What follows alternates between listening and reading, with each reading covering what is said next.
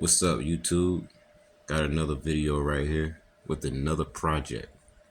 As you guys can see, this bicycle needs some work.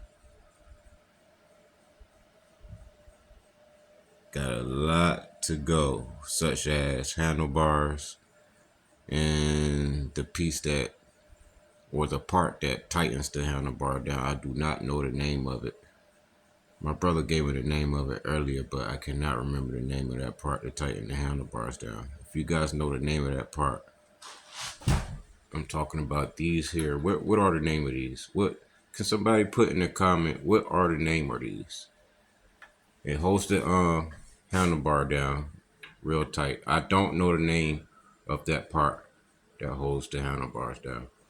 But this is another project, y'all. What do you think? Go ahead and smash that like button. Hit the share button. Don't forget to subscribe if you just now tuning in. This is Open Mind Entertainment. I love building motorized bicycles.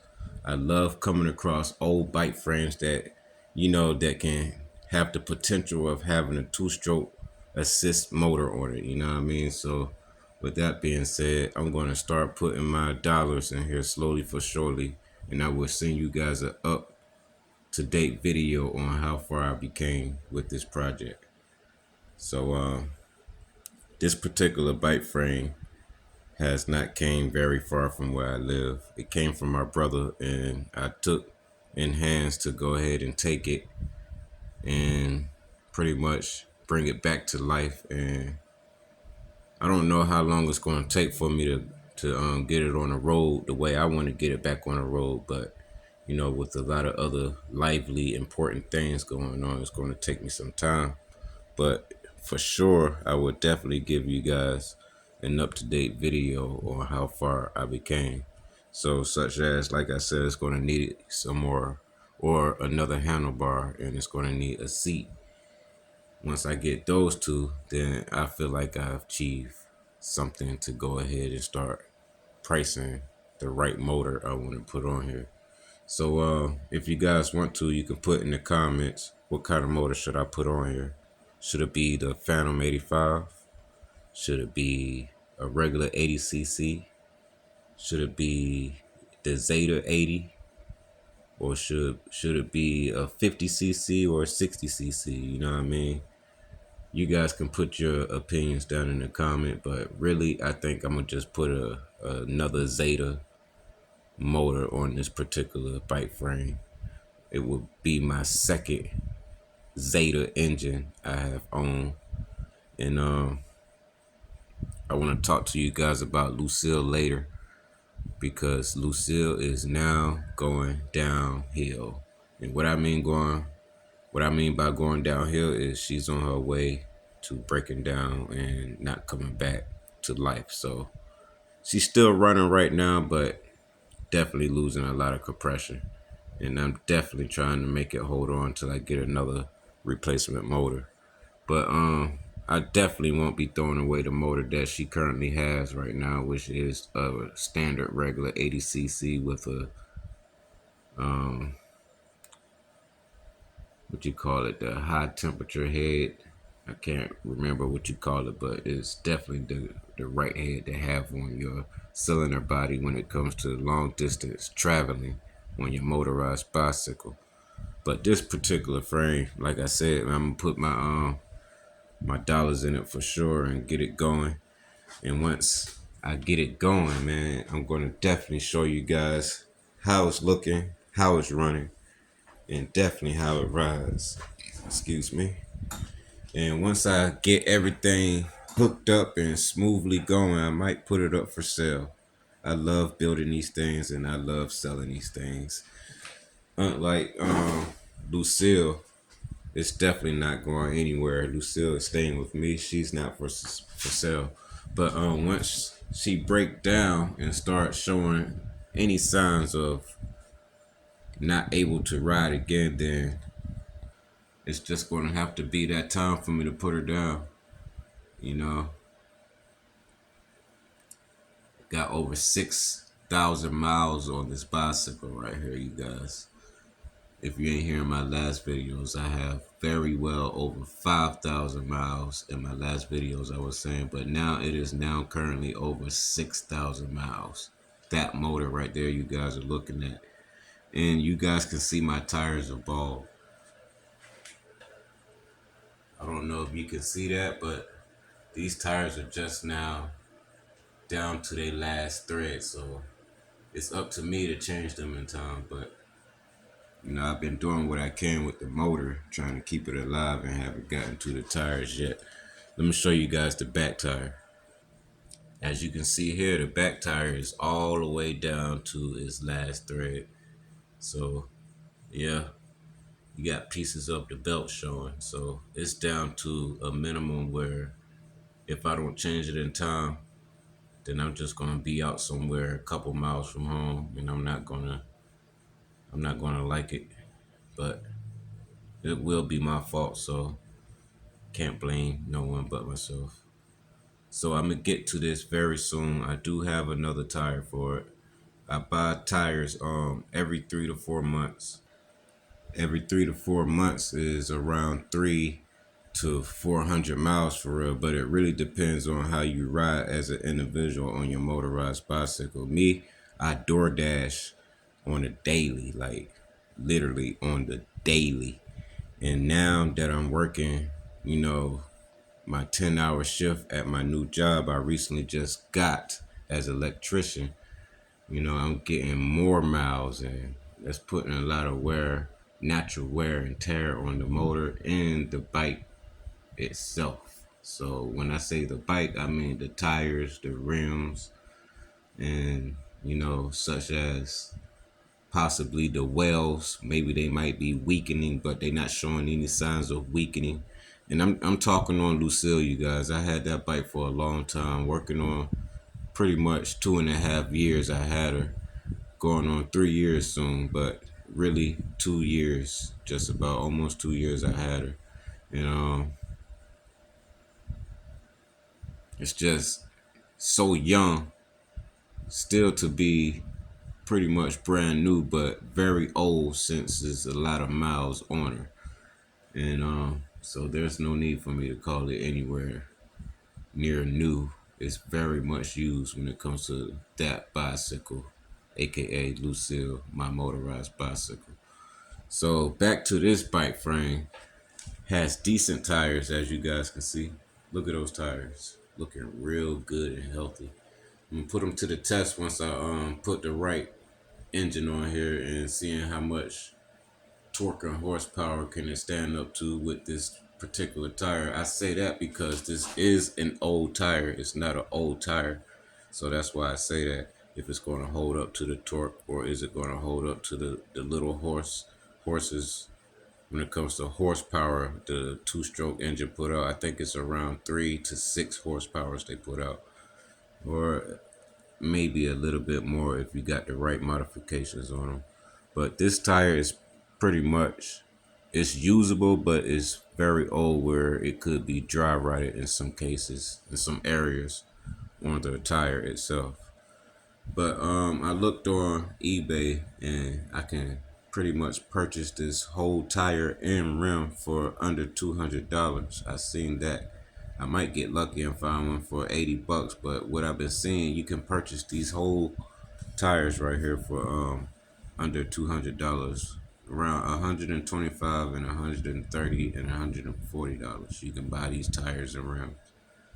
And the chain itself is still, you can buy the chain for about $120. And this chain right here still shows some good signs of life. Now, I've been watching a few of y'all videos out there when it came to putting the two-stroke motor on here. You have to buy that motor mount that's going to place here. And I guess it got the two little tubes that's coming out, and the motor just attached to it after you bolt it to the bicycle frame. But such as everything hooking up, the levers, the clutch levers, and the throttle, everything lines up to the frame just fine. But I see on a couple of you guys' videos out there that you're having trouble with the motor chain itself not lining up to the frame in the rear of the bike, or the rear of the bicycle where the chain is near the sprocket, such as, I don't know if you guys can see this. Let me see if I can turn some light on. All right, got some light here. So you guys can see how dirty this bike is. It's been outside just sitting. I'm going to clean it up very nice. And remember how it looks now, you guys. I don't know about the little deep scratches. I worry about that later on. But once I get everything cleaned up and going, I'll see if I sand it down and repaint it. Probably the same color. But I noticed that when you guys are putting the chain on with the sprocket in the rear, well, I'm not going to say the sprocket don't have anything to do with it, but I noticed that when you guys are lining the chain up to go through the tensioner, there's no way for the tensioner to pretty much line up to the chain. You either got to take the brake lever off. I've seen where you're just using the front brakes, and then you take the I seen you guys have the chain tensioner pretty much upside down, pressing down on the chain, because if it's not there, it's gonna, well, the chain is gonna rub against the frame right here.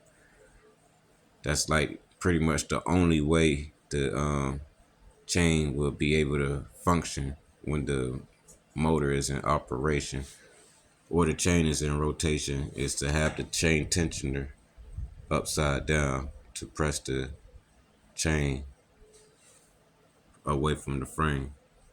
But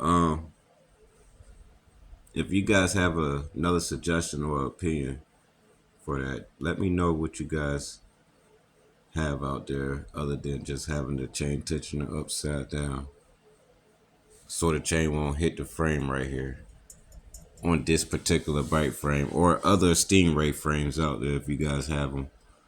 And let me know how you guys got your tensioner set up.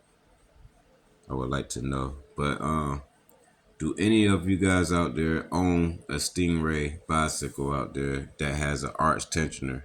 If you have an arch tensioner on one of these, let me know how that's working out for you, because I'm thinking about buying one for this just to try it out. But I'm not going to call it a waste of my money, because when I get another bike frame and want to do another project, I have another arch tensioner already here. So that's what I would do if it don't work on this frame. It's just set it to the side until later on, future use on another frame. So yeah, what do you guys think about that, man? Put down in the comments about your chain tensioner on the Stingray chopper, and see if it's more than one way to put those together. I mean, well, to get the chain to work to the frame correctly. Is it more than one way for the chain to not just be, with the regular stock chain tensioner? I'd rather use the arch tensioner, you know what I mean? But I would rather know if you guys got a bicycle out there already close to mine's with the arch tensioner on it. So let's get past that. Taking forever trying to get to my point, I know, but gotta be clear. So got a lot of work to do, man. And this is my my other tire right here for Lucille. This is going in the rear. A piece of whatever the freak that is. Look like lint. Won't come out of there. What is that? Oh, I know what that is. When you roll them Dutches. That's what that is. So 29-inch going back with Lucille on the rear tire. And I got all my lights working on Lucille, you guys, but I got to reverse the way the lights are going, because my bright lights are coming on before my low beam lights, or my low beam light. My bright lights will come on, and I don't want those to come on before the low beams. But Let me show you guys how they come on though. Oh yeah. Oh yeah. So put down in the comments if you guys are digging the way how I got my lights set up on Lucille. I can ride around DoorDash all night if I want to. But the fact that I need to change my tires, I'm not gonna risk riding around at night getting a flat tire and not being able to get home. So you guys can see how bad and terrible my front tire look, and my back tire is down to a minimum, and I have to go to work in the morning. So I need to do something. So I'm gonna gain some confidence and change at least the back tire because that's where all the weight is at, you know. And the front tire definitely needs to be changed itself, but it's gonna have to wait a little longer. So yeah, if you guys like this video, go ahead and smash that like button. If you don't mind, go ahead and subscribe to this channel if you just now tuning in. If you like my projects and what I got going on, I was going to put the 4-stroke motor on here, but it does not fit. And I can show you guys what kind of 4-stroke motor I have. It's right over here. You guys, some of you guys already seen it, but for the ones that have not seen my 4-stroke motor that I have, this was actually the bike frame I was waiting on to put it on, but I tried it last night and it did not fit. So I'm gonna actually get rid of the 4-stroke motor, sell it. You know what I mean? I don't want it. I'm gonna just stick with the 2-stroke engines and keep it going with that, man. Gotta love 2-stroke, man. Shout out to the 2-stroke creators, man. If it wasn't for y'all, I wouldn't be out here having this much fun and making money when it comes to DoorDash. Shout out to 2-stroke engine creators out there, man. Much love. So yeah, check out this 4-stroke motor right quick. So I got this 4-stroke motor right here, and pretty much was gonna put it on the bike frame, but first thing that gets in the way is the oversized jumbo big for nothing air filter box is just too huge, man. I mean, everything about this motor is unique and it's nice, but when it comes to size and pretty much installing to the project you want it to be on, it's just going to become a hassle because all the components is or fixtures, whatever you would call it, is too big. So if you guys or one of you guys out there have this motor and you have it on your Stingray chopper, man, let me know or send me a link, you know what I mean, so I can see how it's riding, so I can have second thoughts and ideas of what I could do for my next Stingray bicycle. But it comes with the stock original muffler, and I call it the crappy downpipe. If it ain't me, then nobody wants that pipe. It's all up to the modifications when it comes to aftermarket. I would go with a straight pipe, or you know what I mean, something that's decent, and definitely not that one. So this motor has 0 miles, never been started, nothing is wrong with it, everything is brand new. I got everything that came with it, such as the gas tank, all the clutch levers and throttle cables and stuff, and the motor mount itself right here. Got everything that came with it. So yeah, I'm gonna put this motor up for sale. So if one of you guys could use this 4-stroke motor, I would sell it to you, but I would have to figure out a way to send it to you. But I would definitely be putting it on the Facebook marketplace. That's all I can do. You guys can probably find it on there. In South Carolina, that's where it be posted at. So with that being said, back to the project over here before I end the video. So that's pretty much it, y'all, man. I'm gonna go ahead and end it right here with this video. Just giving you guys my new update on what I have next and upcoming on a new project is right here. A brand new 2-stroke project. It was going to be 4-stroke, but never mind with the 4-stroke. I'm going full-time 2-stroke on this project. So y'all stay tuned, man. hit that subscribe button if you want to see this be done and completed and how it's going to run and ride later on in the future. It could be a couple months, it could be a year, it could be 2 years. Just follow me if you want to see this bicycle running. You know what I mean? I'm not getting rid of it. It's not going anywhere. Not right now. Not no time soon. You guys will definitely see updates on this bicycle. You see it now how it is. It has no handlebars.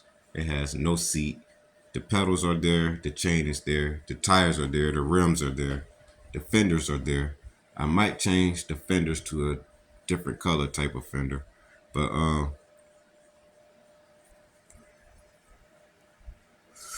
yeah, I mean,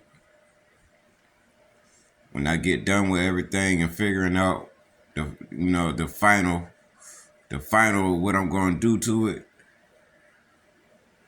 you guys get to get the first look and hear the first start. So that's it on this bicycle right here on the upcoming future right here on Open Mind Entertainment. You guys don't want to miss out on this. Go ahead and smash that subscribe button and stay tuned.